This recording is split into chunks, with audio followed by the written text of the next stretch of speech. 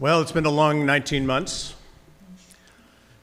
And one of the things that's struck me is how interesting through this pandemic, the way in which the whole concept of wearing masks has evolved.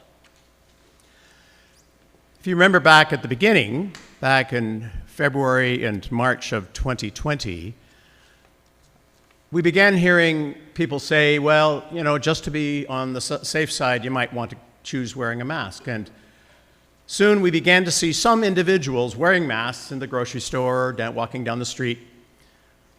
And historically speaking, if any of us have been to Asia, it's a very common practice for people in Asia to wear masks. And I don't know about you, but my first response when I saw more and more people wearing masks is, that's awfully odd. And I was looking through kind of sideways at them, and there was a sense of judging them to say, you're taking this a little bit too far, don't you think? I had this kind of attitude that, well, maybe you need one, but I don't think I need one. And there was this pervasive kind of sense of, well, for a long time, you couldn't even get masks. You couldn't find them after a time. And then over time, as the pandemic progressed, more and more people were wearing masks. And not only that, then soon it was almost mandated that we wear them. And it's interesting how we looked at first down our noses at something that fell outside our framework of correct behavior, but now was somewhat something that we had to buy into. It became the norm. It was understood that this was not only good for you, but it was good for the community. And suddenly all of those attitudes that I was feeling some weeks earlier began to dissipate, and there was a sense of almost, my goodness, wasn't I a hypocrite? Wearing these masks for us, for me, is a metaphor. Because at one time or another throughout our lives, we all wear masks.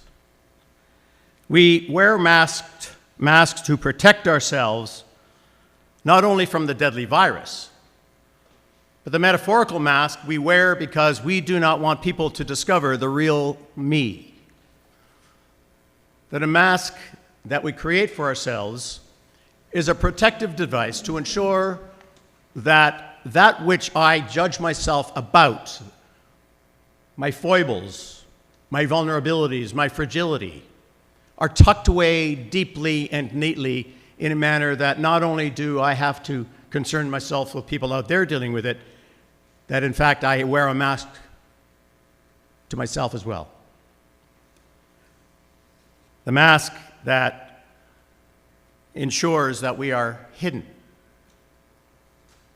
from our reality of who we are. And I think perhaps in some respects that's one of the reasons that Halloween over the years has become more and more popular. I distinctly remember as a kid, getting really excited about Halloween. Not just because I was going to gorge myself on all sorts of candy, but it gave me an opportunity to be something that I wasn't. And I've mentioned this years ago, that one of my favorite costumes back in the day was Zorro. Remember Zorro? The black mask and the black hat. I was Zorro and the sword, and I was pretty powerful. I never won the contest. I never understood that. But one year I was Superman, and I distinctly remember I was about 6, and I was Superman. And I distinctly remember thinking to myself, well, I've got the cape on. I should be able to jump out my second-story window. It crossed my mind. And I think this is part of what the attraction of Halloween is about, that we can come out of ourselves and be something other than what we are. And that's, in essence, what we hear that's happening in the gospel today. Because in the gospel today, we have two people entering the synagogue to pray. One of them was a Pharisee. A Pharisee. And I think we can superimpose the word Christian over top of that. A Pharisee that enters his synagogue to pray, and he sees this other person, and he begins by saying, God, I thank you that I am not like him. And he lists all of these things.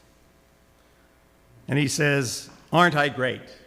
The fact that I'm here to pray and I'm a faithful Pharisee and I follow the law.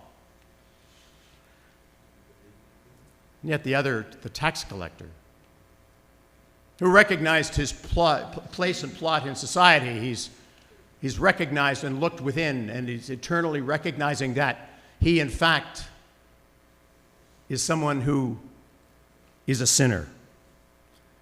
And he names that for himself. He said, God, be merciful to me, a sinner. I tell you, Jesus says, that this man went down to his home justified rather than the other. For all who exalt themselves will be humbled, but all who humble themselves will be exalted. This past week, I don't know how many of you are sports fans, but we've had a significant story emerge in the sports world, particularly in the NHL. It's not just about hockey, it's about humanity. There's a young man by the name of Kyle Beach. And Kyle Beach was a man who had dreams and hopes of being a professional hockey player. And he worked hard, and he worked his way up. And he made it into one of the NHL hockey teams, the Chicago Blackhawks. And in 2010, a person in authority, a person that had control and power and influence within the organization and had the ability to influence the way in which he would be perceived, Kyle Beach would be perceived, sexually abused him. Sexually abused him and then told him that if you tell anybody, I will destroy your career. That in and of itself is unacceptable, is incredibly sinful, abusive, and just evil. But what makes this story even worse is that the people that had a responsibility for this young 20-year-old heard him, but did nothing about it. They put their own self-interest ahead of this young man's welfare, their own self-interest ahead of this man's welfare. They covered up the story, they hid it, they did not report it to the authorities, and this young man has suffered for the last 11 years. And this past week, I cannot imagine the courage it must have taken for this young man to come out, stood in front of a television camera, and told his story. Told the story of the abuse, the pain, and the suffering that he has endured for the last 11 years. At some level, coming out publicly where the fragility and vulnerability and his pain and suffering would be for all to see was not as bad as what he was carrying with him internally. If you have not seen his interview, I recommend you do. To hear his voice, to hear the pain, to hear the courage in this young man is astonishing. All of those members of that organization were like the Pharisee, standing in judgment, ensuring that what was truth was not to be known, and taking advantage of one who is so fragile and in pain.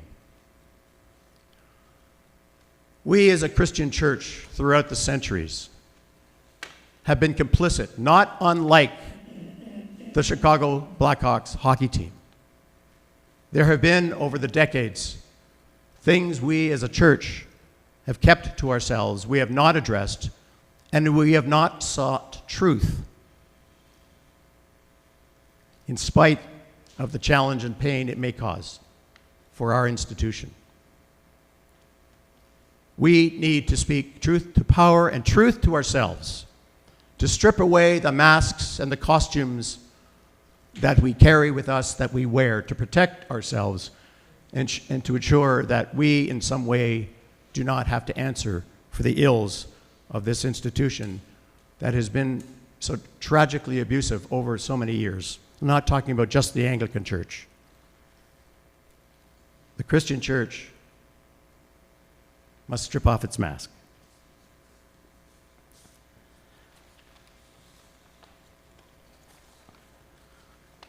And on this Halloween night, Halloween day, we have these pumpkins here. You heard the story of Stingy Jack and where it came from. And I want to read you this. Being Christian is like being a pumpkin. God picks you from the patch and brings you in. The Gospel of John. Then he washes all the dirt off of you. 2 Corinthians. He opens you up and scoops out all the yucky stuff. He removes the seeds of doubt, fear, hate, and greed. Romans. He carves you a new smiling face. Psalm 71. And he puts his light inside of you to shine for all the world to see, where you may go into the world and make disciples and ensure that all are healed. Matthew chapter 5. Thanks be to God. Amen.